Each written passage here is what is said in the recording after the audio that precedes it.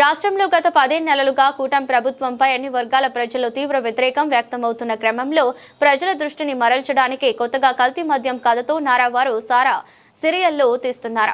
రోజుకో కొత్త మలుపు తీసుకుతున్న నారావారి సినిమా చూసి రాష్ట్ర ప్రజలు నవ్వుకుంటున్నారని మాజీ మంత్రి గోపాలకృష్ణ ఎద్దేవా చేశారు. స్థానిక రాజమహేంద్రవరం రూరల్ అసెంబ్లీ నియోజకవర్గం బొమ్మూరు క్యాంపు కార్యాలయంలో మీడియాతో సమావేశంలో మాట్లాడుతూ నారా చెబుతున్న దానికి చేస్తున్న దానికి పొంతన ఉండదని, నాణ్యమైన మద్యం ఇస్తానని చెప్పి కల్తీ మద్యం సరఫరా చేస్తూ ప్రజల ప్రాణాలతో చెలగాటమాడుతున్నారని మండిపడ్డారు. కల్తీ మద్యం కేసులో తెలుగుదేశం నాయకులు అడ్డంగా దొరికిపోవడంతో వైసీపీ కోవట్టులాగా చిత్రీకరించడం దారుణమన్నారు. ఈ కేసులో జైల్లో ఉన్న ప్రధాన నిందితుడితో వైసీపీ బీసీ నేత జోగి రమేష్ ఇరికిస్తూ వీడియో విడుదల చేయడం చంద్రబాబు కుట్రకు తార్కాణమన్నారు. జోగి రమేష్ చేస్తున్న ఛాలెంజ్ కి ప్రభుత్వం అంగీకరించాలన్నారు. చంద్రబాబు చెబితే సిట్టు స్టాండింగ్ అంటే స్టాండింగ్ వల్ల నిజాలు నిగ్గు తెలవని సిబిఐ విచారణ జరిపించాలని డిమాండ్ చేశారు. రాష్ట్రంలో నారావారు సారా సీరియల్ తీస్తున్నారు. ఈ సారా సీరియల్లో ఆయన చెప్పిన దానికి వాస్తవంగా జరుగుతున్న దానికి పోలిక లేదు, పొంతన లేదు. నాణ్యమైన మందు సరసమైన ధరలకు అమ్ముతానన్న ఏకైక నాయకుడు చంద్రబాబు నాయుడు గారు ఈ రాష్ట్రంలో తయారయ్యే బ్రావరీస్లో నాణ్యమైన మందు దొరకట్లేదని భావించారేమో. మొలకల చెరువులో, ఇబ్రహీంపట్నంలో, పాలకొల్లో, ఆలవరంలో నకిలీ మందు తయారీ కేంద్రాలు దొరికిపోయాయి. ఈ నకిలీ మందు తయారు చేసేవారు ఎవరైనంటే సాక్షాత్తు ఆయన అనుయాయులు జయచంద్రారెడ్డి గారు, జనార్దన్ గారు ఆయన పక్కన కూర్చున్న ఆయన అనుయాయులు దొరికిపోయిన తర్వాత చంద్రబాబు నాయుడు గారికి పాలుపోట్ల నాణ్యమైన మందు అని చెప్పాను, నకిలీ మందు సప్లై అవుతుంది. నకిలీ మందు సప్లై అవడానికి కారణం ఏంటి? గతంలో ప్రభుత్వ మందు షాపులు ఉండేవి, ప్రభుత్వమే అమ్మేది మద్యం షాపుల్లో. బెల్ట్ షాప్ అన్న పదం లేదు. ఇవాళ బెల్ట్ షాపులు ఉన్నాయి, సుమారుగా 75,000 అంటున్నారు. ఈ 75,000 బెల్ట్ షాపుల్ని ఎందుకు నిరోధించట్లేదు, నియంత్రించట్లేదు, ఆ షాపుల్ని ఎందుకు అరికట్టట్లేదు అని అంటే నారావారి సారా స్టోరీ బయటకు వచ్చింది. ఇందులో దొరికిపోయినటువంటి నాయుడు గారు నిన్న జనార్దన్ రావు గారని సౌత్ ఆఫ్రికా నుంచి ఒక ఆయన్ని రప్పించారు, ఒక నటుడిని. ఆయన సౌత్ ఆఫ్రికాలో ఒక వీడియో రిలీజ్ చేశారు. ఆ వీడియోలో ఏ రాజకీయ పార్టీకి కానీ ఏ నాయకుడికి కానీ సంబంధం లేదు, నేను వస్తాను, వచ్చి పోలీసులకి సహకరిస్తాను అన్నాడు. తీరా ఆయన వచ్చాడు. ఎలా వచ్చాడు? దర్జాగా వచ్చాడు. ఎలా వచ్చాడు? పెద్ద పారిశ్రామికవేత్తలాగా వచ్చాడు. ఒక నిందితుడిగా ఆయన మనసులో ఎక్కడ పశ్చాత్తాపం కనపడలేదు. చంద్రబాబు నాయుడు గారు దీనిలో ప్రజలకు ఆన్సర్ చేయలేనటువంటి ఒక దాంట్లో దొరికారు. ఎలా? ముందు రోజు ఆయన ఒక పత్రికా సమావేశం పెట్టాడు. ఇమీడియట్గా కంగారుగా ఒక పత్రికా సమావేశం పెట్టి ఇందులో కుట్ర ఉంది, కుట్రంతా బయటికి తీస్తానని ఒక సిట్ వేశాడు. ఈ రాష్ట్రంలో సిట్లన్నీ కూడా ముఖ్యమంత్రి సిట్ అంటే సిట్, స్టాండ్ అంటే స్టాండ్. ఏ సిట్ అయినా వాస్తవాలు చెప్పిందా, నిజాలను బయట పెట్టిందా? లేదు. ఈ సిట్లో ఒక పాత్రను తీసుకొచ్చాడు. జనార్దన్ గారి చేత రిమాండ్ ఖైదీ చేత ఒక వీడియో రిలీజ్ చేయించాడు. ఇదంతా నేను వైసీపీ నాయకుడు జోగి రమేష్ గారు చెప్తే నేను ఈ నకిలీ మద్యం తయారు చేశాను, అమ్మానని. ఇది ఎంత ఆశ్చర్యం! ఈ రాష్ట్రంలో ప్రభుత్వం ఉందా? 16 నెలలుగా తెలుగుదేశం పార్టీ, జనసేన, బీజేపీ ఇందులో పాత్రదారులు. ఈ పాత్ర ఎందుకు సృష్టించాడని మాకు అర్థమైందంటే మొన్న జరగనటువంటి ఒక లిక్కర్ స్కామ్ అని పెట్టాడు పేరు. దాంట్లో మిథున్ రెడ్డి గారిని అరెస్ట్ చేయించారు. 71 రోజుల తర్వాత ఆయన బయటకు వచ్చాడు. కేంద్ర హోంమంత్రి గారికి ఒక ఉత్తరం రాశాడు.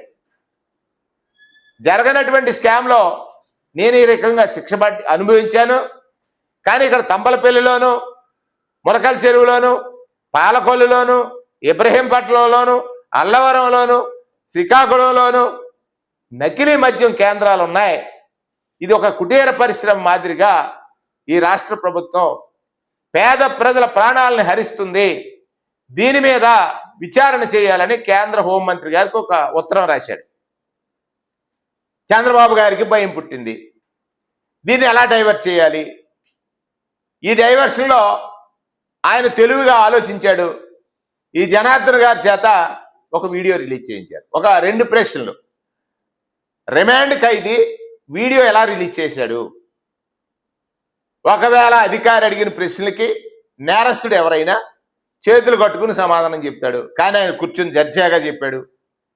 చెప్తున్నప్పుడు ఒక ఆయన పక్కన ప్రాంప్టింగ్ ఇస్తున్నాడు. రిమాండ్ ఖైదీ సెల్ ఫోన్ నా సెల్ ఫోన్ లేదని చెప్పినటువంటి జనార్దన్, అదే ఈనాడులోనో ఆంధ్రజ్యోతిలోనో ఆయన సెల్ ఫోన్ పడిపోయిందని రాశారు. ఆయనకి సెల్ ఫోన్ ఎలా వచ్చింది, ఈ వీడియో ఎలా రికార్డ్ చేశారు, రికార్డ్ అయిన వీడియో జైలు అధికారులు ఎవరు రిలీజ్ చేశారు, ఇదంతా ప్రభుత్వ కుట్ర అర్థమైపోయింది. రేపొద్దున నిన్న ఎవరైతే జోగి రమేష్ ఉన్నారో ఆయన ఒక ఛాలెంజ్ చేశాడు. నేను లై డిటెక్టర్ టెస్ట్కి సిద్ధంగా ఉన్నానని, ఏ దేవుడి మీదైనా ప్రమాణం చేస్తానని, మీరేసిన సిట్టు మీద మాకు నమ్మకం లేదు, సిట్టు కాదు, ఈ రాష్ట్రంలో ప్రజలకి వాస్తవాలు తెలియాలి, సిబిఐ వేయమని అడిగాడు. సిబిఐ ఎంక్వైరీ వేయమని అడిగాడు. మరి సిబిఐ ఎంక్వైరీ వేయమన్నటువంటి జోగి రమేష్ మాటలు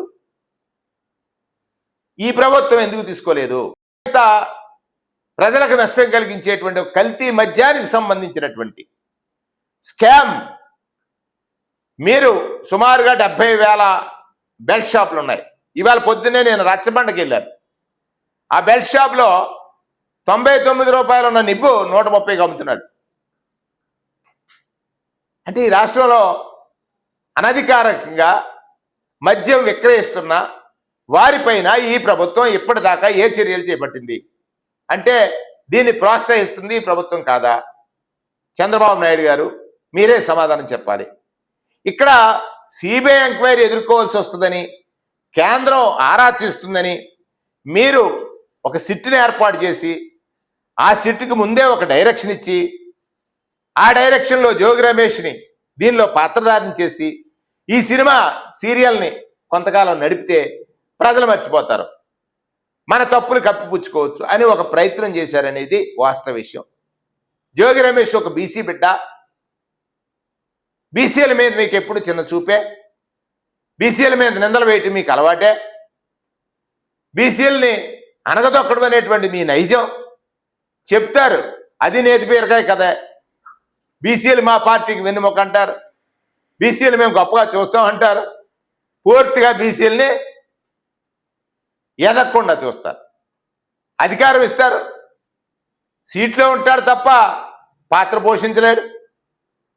బీసీల గురించి ఆలోచించలేనట్టుగా చేసేటువంటి మీ నైజానికి ఇవాళ జోగి రమేష్ ఇందులో పాత్రధారని, తాను చెప్తే చేశానని ఒక నిందితుడు ఎవరైతే జనార్దన్ ఉన్నాడో ఆయన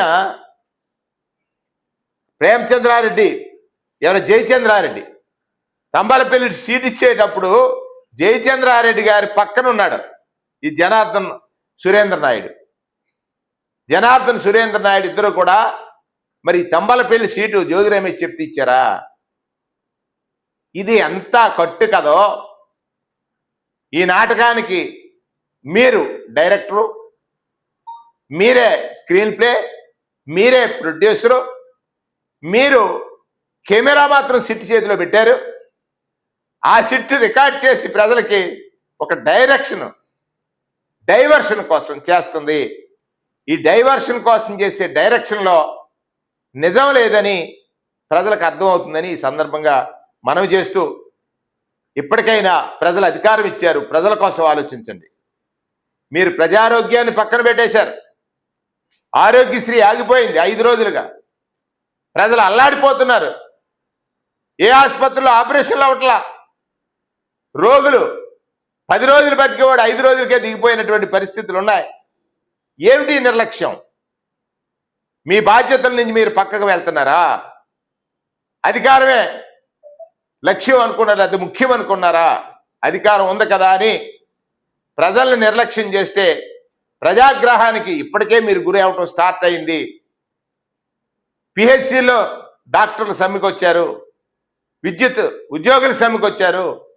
అంటే ఈ ప్రభుత్వం పూర్తిగా ప్రజా జీవనానికి సంబంధించిన ఏదైతే పనిచేసే యంత్రాంగం పట్ల ఆ యంత్రాంగం పనిచేసే క్రమాన్ని పూర్తిగా నిర్లక్ష్యం చేస్తుందని సందర్భంగా మనం చేస్తున్నాం.